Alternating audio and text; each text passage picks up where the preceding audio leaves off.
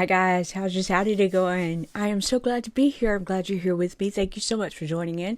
I'm Cassie. This is Cassie's Corner, and this is how we talk about ways that we combat depression and anxiety and seriously downward type depressive thoughts. I don't like anybody thinking about being depressed or being sad or anything of that nature. I don't think anything is worth that. I mean, I know people get that way because I've been there. I was there for like 15 to 20 years in a state where I couldn't think of anything good about anything. I mean, if I was happy for like 5 seconds, that's about as long as it lasted, was 5 seconds. I'd wake up sad. I'd go to bed sad.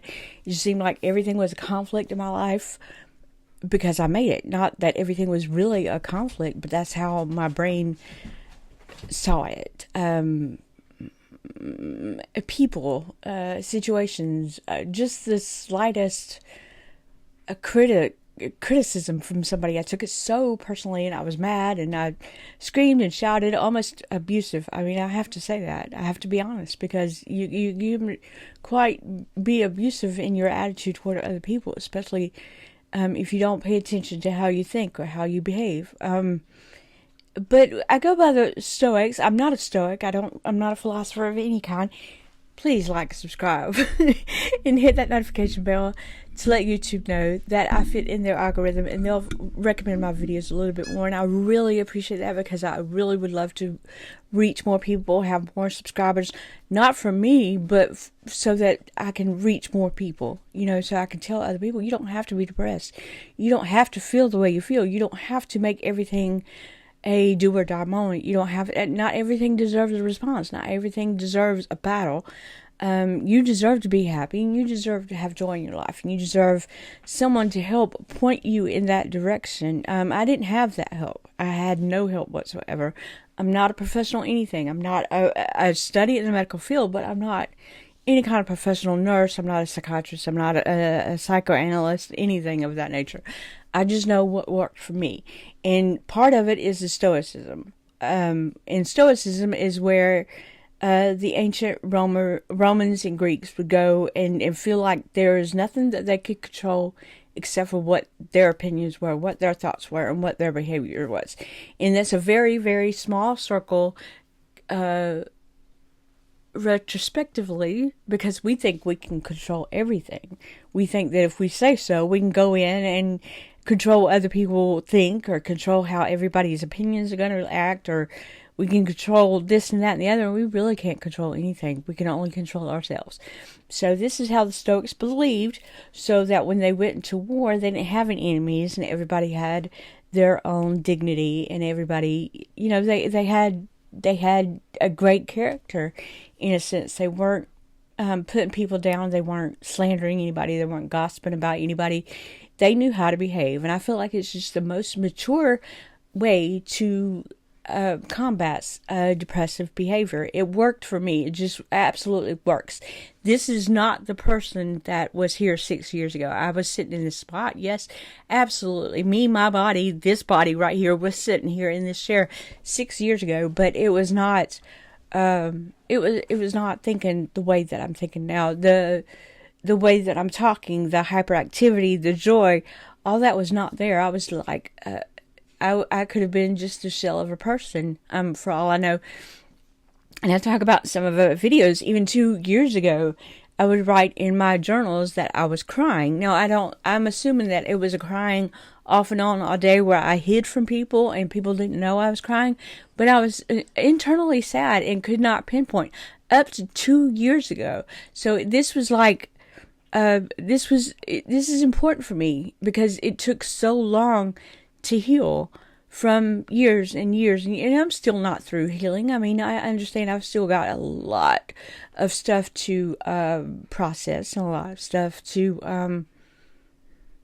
stuff to rearrange in my brain, and there's still a lot of stuff that still hits me kind of hard. But I have to keep going. I'm not going back to what I was. I'm not going back to laying in the bed. I'm not going back to being mad at everybody for stupid reasons or for creating drama when there wasn't any. So I refuse to go back to that way of life whatsoever. So I read from the Daily Stoic. It is a book. And it is in a journal type. It's like January 1st, 2nd, 3rd, 4th, February 1st, the 2nd. So we are on, I'm going to go by I do not like today's message that was marked for today, but I'm going back to a time a couple of days ago where I wasn't here. It was one of the times where Freckles and his mom were here, and it's actually from March 21st. But we are on the 87th day of the year on March 28th. We are on that 87th day of the year. Yep. But this is from March 21st. So I don't want you to think that I'm just chopping up this book. And I've done that lots of times. Like if there are things I don't understand in the book and I cannot explain in a great manner, then I'm not going to try to explain it. But I'll go back to another page where maybe I can explain, just to keep you updated, just to make sure this is on your mind. Again, please like, subscribe, hit that notification bell, and leave me comments to let YouTube know that I fit in their algorithm. You know, they have rules. You have to have so many viewers, and you have to have so many comments, and you have to have so many subscribers and things like that. And they'll recommend your videos a little bit more. It's called an algorithm. Everybody has rules, you know. So that would just bring me into focus with other people, and we can just reach out and help more people be less sad. I was going to say less people be more sad, but we don't want that, do we? No, we don't want that. So I do have a video that Freckles, when he was here, he kind of sat in my place and read one of these that I have to go and edit. But I want to put that up here because he did an awesome job trying to, I just was not in the mood. My face was red. I was like not having it. I had some sleep issues. I still have sleep issues going on. I don't have my prescribed medicine, so I'm going on over-the-counter medicine. I'm getting some sleep, but I'm just not, it's like I'm lagging. I'm kind of a laggy, anyway, so far. But anyway, this is, the best retreat is in here, not out there. So let's get into this. I think this is very important, especially if you are depressed. A lot of times we put things off, especially if we're depressed. What we call procrastinators. We are procrastinators, especially if you're depressed. You're like, I'll do it another time. I just do it another time. So this is very important to us that do procrastinate. I still procrastinate. I don't like it. So the best retreat is in here, not out there. People seek retreats for themselves in the country, by the sea, or in the mountains. You are very much in the habit of yearning for the same things, but this is entirely the trait of a base person when you can at any moment find such a retreat for yourself. For nowhere can you find more peaceful and less busy retreat than in your own soul, especially if one close inspection it is filled with ease, which I say is nothing more than being well ordered. Treat yourself often to this retreat and be renewed. And Marcus Aurelius said that in his meditations. Of course, Marcus Aurelius was the one that was writing himself notes, making notes about the things that he needed to be aware of. So, there we go. What does it say? So, we'll get into that. Do you have a vacation coming up? Are you looking forward to the weekend so you can have some peace and quiet? Maybe you think after things settle down or after I get this over with, but how often has that ever actually worked? The Zen meditation teacher Jon Kabat-Zinn coined the famous expression, wherever you go, there you are. You can find a retreat anytime by looking inward. You can sit with your eyes closed and feel our breath go in and out. We can turn on some music and turn out the world. We can turn off technology or shut off those rampant thoughts in our heads. That will provide us peace. Nothing else will do. So it doesn't matter if you're going to wait for this project to be done, to go on a vacation or go on a retreat, spend money. You can do that anywhere. You can go in your yard. You can go in your room. Just shut the room and say, hey, just leave me alone for a few minutes. I need a couple of minutes of me time. And you can just close your eyes, or you can listen to music to take you back where you were at your happiest, maybe, and meditate on that way. There's no reason in waiting for things to get right, so to speak, for you to take the time off to be for yourself. You should have a me time every day, and it could be 10 10, 15, 20 minutes. It could be up to 30 minutes. I stay back here in my office, so I have a lot of me time. I feel like I'm alone most times, but I that's how I like it. I'm not fussing at anybody. I'm not being mad at anybody. I'm not getting aggravated. Nobody's getting on my nerves. So I'm kind of like, I like it that way, so I have a lot of time here to put my mind together what it is I want out of life, what it is I want to put in life, what it is, that I need to do. I write lists down all the time. I have a calendar. I have 2 or 3 calendars, to be honest with you. I'm not fibbing. Just things like that. We really need to do that self-care. You have to love yourself. And that self-care is very important. I feel like this is self-care. To reflect on the things that we really want to focus on. And get our thoughts together and come out with a plan and not just go so erratic in life that we're exercising our anger or exercising our frustration at every time. The only people that have an excuse to, I feel like, to exercise frustration are probably the autistic ADHD type, which I am ADHD, but I feel like they're more prone to, properly show frustration. We as just humans, shouldn't show our frustration. I just don't feel like, there's every once in a while, our frustration has its limits and we kind of go off the deep end. But every time we get frustrated, every time we are frustrated, we shouldn't go off the deep end. And I did very, very much so. So I want everyone to continue to have a wonderful weekend. It's beautiful outside. It's kind of cool. I was out in the garden trying to do my yard work, and I found like a really long snake, and it scared the crap out of me, so I came back inside. I knew I'd lost my window with the weather, and it's still kind of breezy, though. It's only 66 degrees, so it's kind of breezy. And I'm thinking, no snakes are out there. No, it's a baby snake. So, yeah. So now I'm inside. Anything else happening is, are you practicing affirmations? Affirmations are really important in your frame of mind. It helps you to center on what you need to believe in. And it helps you to center on yourself. I am wonderful. I exude happiness. I exude joyfulness. I exude I love laughter. A lot of times you can even do it like from, I attract money. Things like that. You just have to believe it. It has to be true. Start off really small. I am a mom. I am a sister. I am blessed to be here. I am so blessed to be alive. You have no idea. I was watching, Emma Shea. Please look her up. She's on YouTube. She has a 100-year-old dollar general store and a post office that she's that she's renovating as her house. But before that, she lived out of her van. She traveled across the world, across the United States anyway. She's just really, really good at knowing what is important.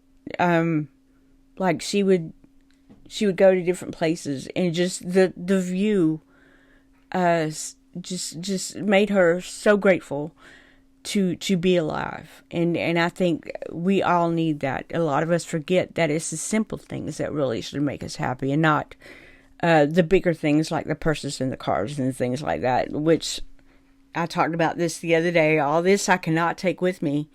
But she had her memories, and she's thankful that God gave her her life, and she was very retrospective about what she was seeing in her travels. And she traveled alone, except for, I think she had a dog.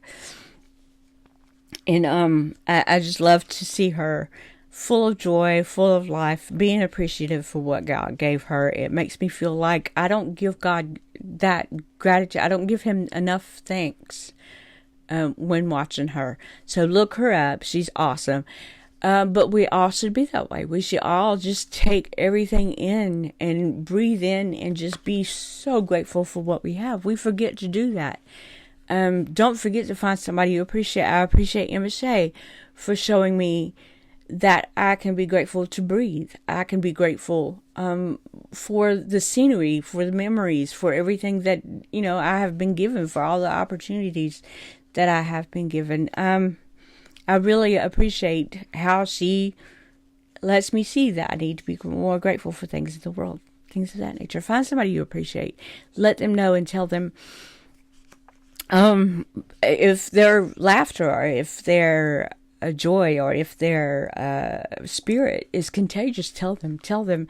I consider talking about maids or maintenance guys, because they have like jobs nobody else ever wants. They clean up the awfulest mess in the world. People they are really, really lazy and not cleaning up after themselves after they go to hotels or workplaces like, retail stores or whatever. They just mess up the bathroom so bad. I know because I've worked there. But people just make a mess of things and just don't even clean up after themselves. Maintenance guys, maintenance people, they have the lowest, the lowest form of a job, and nobody respects them. I'm like, they're cleaning out a toilet where everybody potties. They're endangering their life just about cleaning out a toilet, but yet nobody appreciates them. And everybody always thinks of them as the lowest guy on the totem pole. I'm sorry, but if you're going to clean up after everybody pottying on the pot, you're kind of like high on my list of people to respect. So, that's just how I feel. Respect those people. Respect your waitress. Don't make this big god-awful mess to make her clean it up. I mean, she's got a life and she's got like 10,000 other people to clean up after her. She doesn't need to take more time cleaning up after you guys just because you're too lazy to clean up after yourself. If you were to do it at home, you would have to clean it up. So why not just pick up your stuff, gather it together, make somebody's life a little bit easier? Oh my gosh, all this rudeness is just, it's tacky. It's tacky. It gets on my nerves. Okay, so I'm off that tangent. But find somebody you appreciate and let them know that they're doing a wonderful job. There's nothing. I was talking the other day, what did we do? We went to the Wing Festival, and these guys were, sweeping up trash throughout the park. Now, I don't know who they were hired by. I don't know if they were hired by the Wing Company or the park itself, but I had to pass by them, and I did. My husband looked at me like I was so tired. I was like, y'all are doing a great job, guys, because I don't want to walk around all that property 20 times, 30 times and clean up everybody's mess. Nobody wants to do that. Why not just go to the Wing Festival and just enjoy yourself? But no, they're sweeping up, they're getting up the trash. Come on now, I had to tell them I appreciated them. It was no big deal. It was just as simple as, hey guys, you're doing a great job. I didn't mean anything by it. Oh my God. I thought they were doing an awesome job. I want the job. So just things like that. Just kind of be mindful of people, of things, other people, other people's time, other people's, after you've waited on people for so many times, or after you've been a maintenance guy for so many years, some of it gets kind of irritating and tiresome. I get it. I really do. And I'm very aware of that. So I'm grateful for all those people that help me in my life, whether I go to a restaurant or the Wing Festival or the people that have to clean up after the restaurant. I'm very grateful for those people. I really am. I don't see them as the low guys on the totem pole. I just see us all as equals. We are all across the board. It doesn't matter. It's just, I think that's how everybody should see it. But who am I? I'm just a girl with depression that knows how to be grateful for everything. Y'all have a wonderful weekend. Enjoy the weather. Find something to get out there, even battling like the little baby snake like I battled earlier. I'm going to try to get out there in a minute. I don't know. It's already 2 o'clock. I don't know. I really feel like I need to just be outside doing something because it's so pretty and windy and lovely outside. So y'all have a wonderful day, and I will see y'all next time. Bye-bye.